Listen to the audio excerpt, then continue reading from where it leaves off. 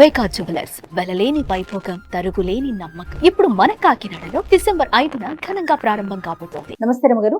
నమస్తే జయ. రమగారు, మనకి మార్గశిర మాసంలోకి వెళ్ళబోతున్నాము. ఇందులోనే ధనుర్మాసం కూడా ఉంది. ఈ మాసం యొక్క విశిష్టత? కార్తీకం వెళ్ళంగానే మార్గశిర శుద్ధ పాడ్యమితోటి మార్గశీర్షం మొదలవుతుంది. పురుషోత్తమ మాసంగా చెప్పబడుతుంది ఇది మార్గశిరం. భగవంతుడైన శ్రీకృష్ణుడు భగవద్గీతలో చెప్పాడు, మాసానం మార్గశీర్షోహం అని. నేను మార్గశీర్షాన్ని మాసాలలో అత్యద్భుతమైన మాసం పురుషోత్తమ మాసం అని చెప్తారు. ఇది పురుషోత్తమ మాసంగా ఎందుకు చెప్పబడింది అని చెప్పుకోవాలి. మొదట దీంట్లో ఈ మొదటి రోజునే పోలిపాడ్యమితో పూజ చేసుకుంటాం మనం. అవును, పోలిపాడ్యం అంటే ఆ రోజున పోలాలు అమావాస్య, మన పోలమ్మ అనే అమ్మాయి స్వర్గారోహణ చెందటం, విష్ణు సాయుధ్యాన్ని పొందిన కథని చెప్తాం.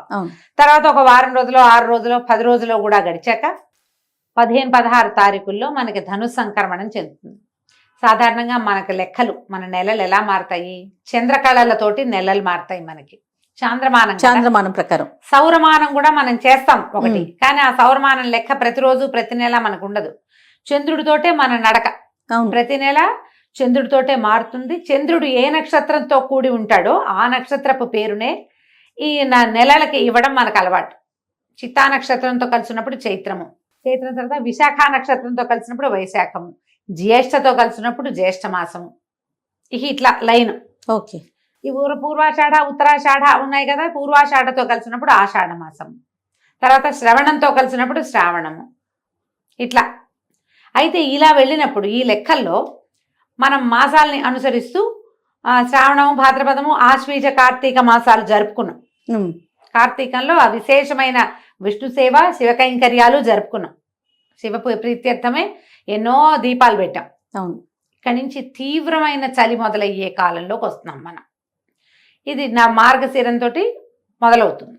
అయితే ఈ మార్గశిరంలో ఒక 15 రోజులు గడిచాక ఇంచుమించు పౌర్ణమికి అటు ఇటుగా సూర్య సంక్రమణం చెందుతాడు. సూర్యుడు ఇప్పుడు చంద్రుడు ఏం చేస్తాడు? ఆయన కళలు పెరిగినప్పుడు తిథులు పెరిగి, కళలు తగ్గినప్పుడు మళ్ళీ తిథులు తగ్గి అదే పేర్లతోటి వస్తాయి.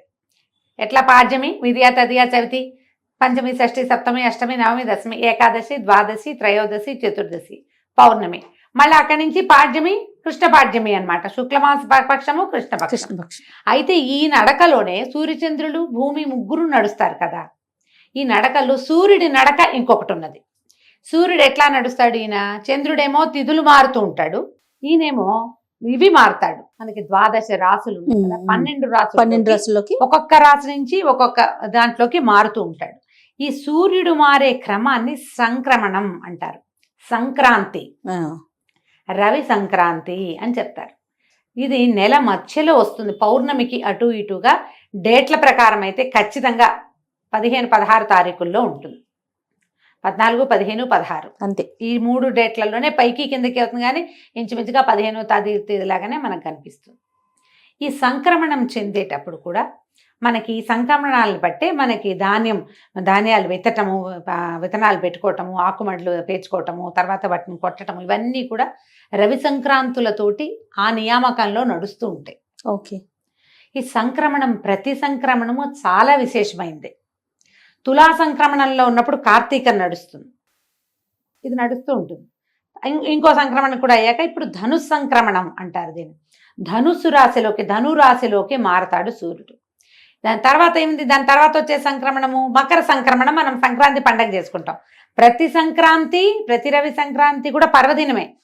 ఈ పర్వదినాల్లో ఏం చేస్తారు? అందరూ చెయ్యరు వాటిని, కానీ సంక్రాంతుల్లో పెద్దలకి మనం నీరు వదలటం అనేది, తర్పణాలు విడవటం అనేది ఒక పురాతనమైన పద్ధతి. ఇప్పుడు మనం ఏం చేస్తాము? ఏవో తద్దినాలని వాళ్ళ తిథి వచ్చిన రోజున, తర్వాత ఏమో సంక్రాంతి నాడు పెద్దలకు పెట్టుకుంటామని సంక్రాంతి నాడు పెడతారు, మహాలయ పక్షంలో పెడతారు, మహాలయ అమావాస్యకి తద్దినం పెడతారు లేదా తర్పణాలు విడుస్తారు, ఇంతే చేస్తారు.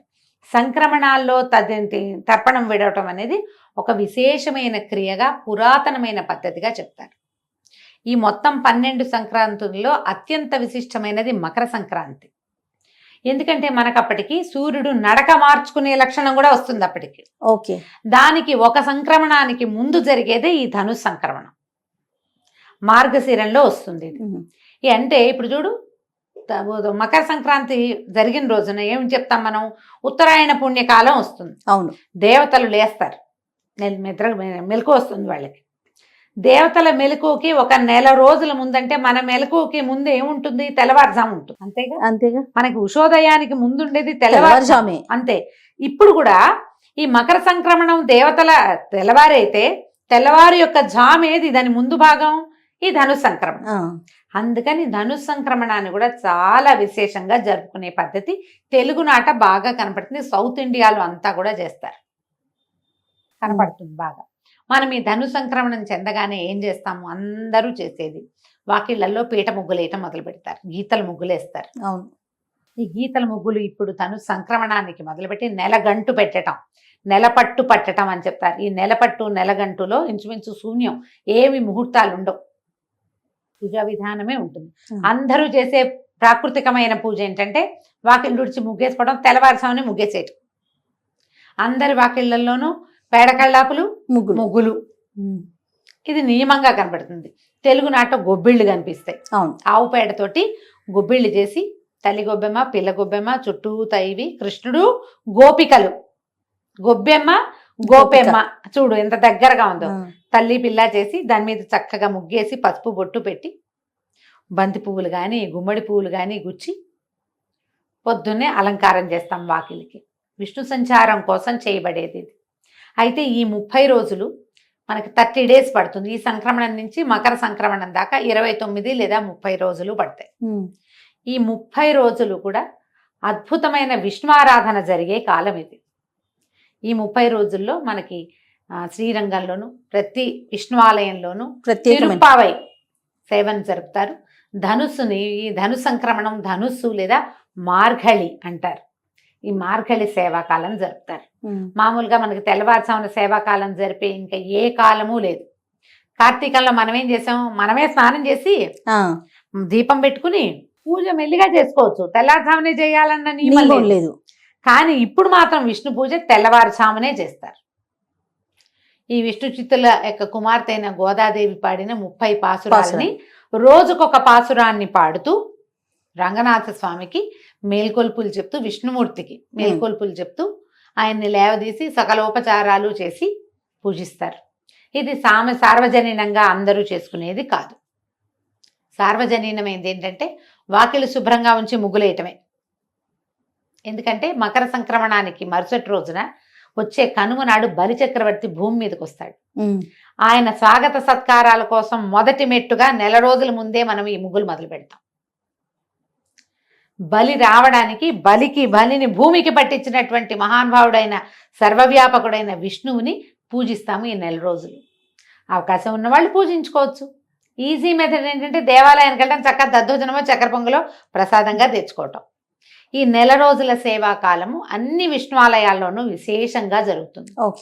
శ్రీ వైష్ణవుల ఇళ్లలో కూడా చేసుకుంటారు. వైష్ణవ మఠాలు, పీఠాలు అన్ని చోట్ల కూడా విష్ణువారాధన క్రమం సాగుతుంది. పాసురాలు చెప్పుకుంటారు. ఈ గోదాదేవి కథ విశేషంగా మనం వింటాం.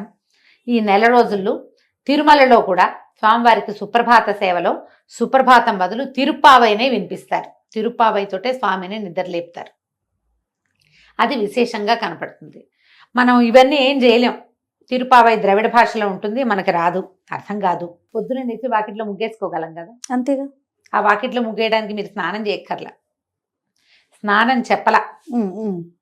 సాధారణ జీవులకి స్నానం చెప్పలేదు.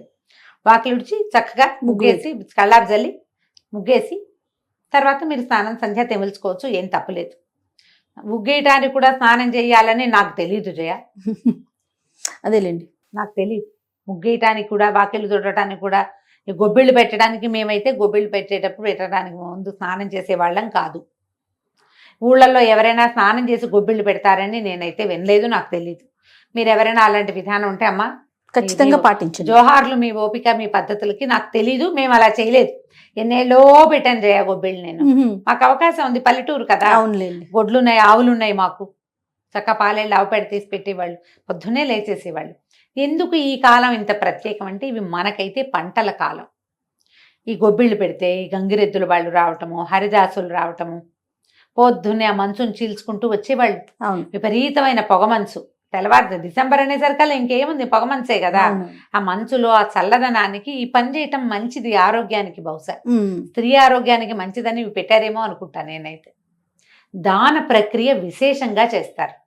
ఈ ఒడ్లు బియ్యము ఇల్లు చేరతాయి. ఉమ్. అందరికీ ఒడ్లు, మన వైపు అంతా వరే కదా. అవునవును. ఇల్లు చేరేసరికి అలా వచ్చిన వాళ్ళందరికీ తలా ఒక దోసెడు గుప్పెడు చొప్పున బియ్యమో ఒడ్లో ఇచ్చేవాళ్ళం. గుమ్మడికాయలు కాసేవి గుమ్మళ్ళు ఇచ్చేవాళ్ళు బాగా. ఈ కాలం అంతా కూడా దాన ప్రక్రియకి చాలా మంచిది.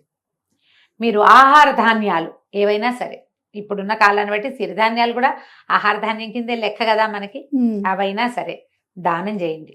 ఓ. విశేషించి గుమ్మడి పళ్ళు ఉమ్. అవి కూడా చాలా మంచివి.